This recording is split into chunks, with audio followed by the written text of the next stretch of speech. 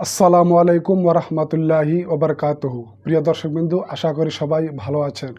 আজ আমি কুরবানির বিষয় নিয়ে কয়েকটি মাসআলা এবং হাদিস আপনাদের সামনে তুলে ধরব।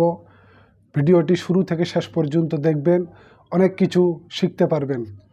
যে কুরবানি কাকে বলে, কুরবানি কার উপরে ওয়াজিব, এই বিষয়ে আজ আমি আপনাদের সামনে আলোচনা করব।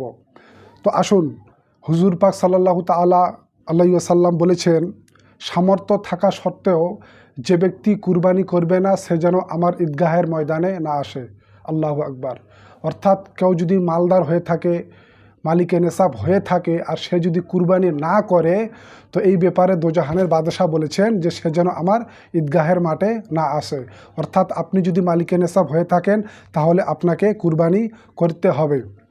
2 নম্বর হাদিস, হজরতে আয়েশা সিদ্দিকা রাদিয়াল্লাহু তাআলা আনহা হইতে বর্ণিত, হুজুর পাক সাল্লাল্লাহু তাআলা আলাইহি সাল্লাম বলেছেন, আল্লাহর নিকটে আদম সন্তানের সবচাইতে প্রিয় আমল হলো কুরবানির দিনে কুরবানি করা।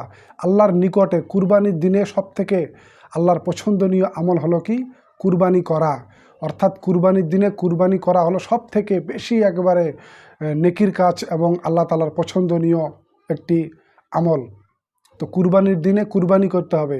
কেউ যদি বলে কুরবানি করব না, আমি কুরবানির পরিবর্তে আমি মুরগি জব করব বা মুরগা জব করব, তো তবুও তার কুরবানি হবে না। কুরবানির দিনে কুরবানি করতে হবে, এটা হলো সবথেকে বেস্ট, অতি উত্তম আমল।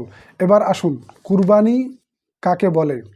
কুরবানি এক মালি ইবাদত है जो গনি पर वाजिब है। কুরবানি এটা একটা মালি ইবাদত, অর্থাৎ কুরবানি মালদারের প্রতি ওয়াজিব। যারা মালিকে নেসাব, সাহেবে নেসাব, যাদের কাছে টাকা পয়সা রয়েছে তাদের উপরে কুরবানি ওয়াজিব, गरीबेर प्रति कुर्बानी वाजिब नয়। खास जानवर को खास दिन में अल्लाह के लिए सवाब की नीयत से ज़िबा करना कुरबानी। অর্থাৎ নির্দিষ্ট জানোয়ার নির্দিষ্ট সময় আল্লাহ তাআলার জন্যে বা আল্লাহ তাআলার নৈকট্য লাভের উদ্দেশ্য নিয়ে জব করার নামই হলো কুরবানি। কুরবানি শর্ত হওয়ার জন্যে, কুরবানি ওয়াজিব হওয়ার জন্য কয়েকটি শর্ত রয়েছে। কুরবানি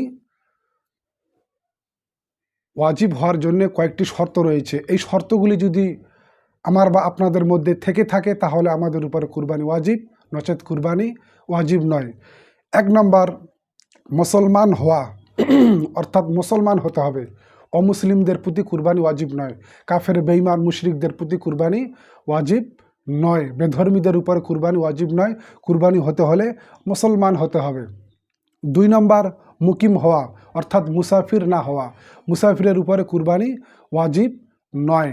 যদি মুসাফির কুরবানি করে তো সওয়াব পাবে, নফল ইবাদত, মাশাআল্লাহ। তো কুরবানি শর্ত হওয়ার জন্য 2 নম্বর হলো কি? মুকিম হতে হবে। মুসাফিরের প্রতি কুরবানি ওয়াজিব নয়। 3 নম্বর, মালদার হতে হবে, অর্থাৎ যাহার প্রতি সাদকায়ে ফেতরা ওয়াজিব, গরিবের প্রতি ওয়াজিব নয়। যাদের উপরে সাদকায়ে ফেতরা ওয়াজিব তার উপরে কুরবানি ওয়াজিব। মানে কুরবানি হতে হলে মালদার হতে হবে, দৌলতমান ওয়ালা হতে হবে, সাহেবে নেসাব হতে হবে, তাহলে আপনার উপরে কুরবানি ওয়াজিব নয়। গরিবের প্রতি কুরবানি ওয়াজিব নয়। কুরবানি কার উপর ওয়াজিব? মালদারের উপরে কুরবানি ওয়াজিব। এবার কোনো গরিব যদি করে তো করতে পারে, মাশাআল্লাহ, নেকি পাবে, ভালো কাজ। 4 নম্বর, স্বাধীন হওয়া, অর্থাৎ পরাধীনের প্রতি কুরবানি ওয়াজিব নয়। স্বাধীন হতে হবে, পরাধীনের প্রতি কুরবানি ওয়াজিব নয়।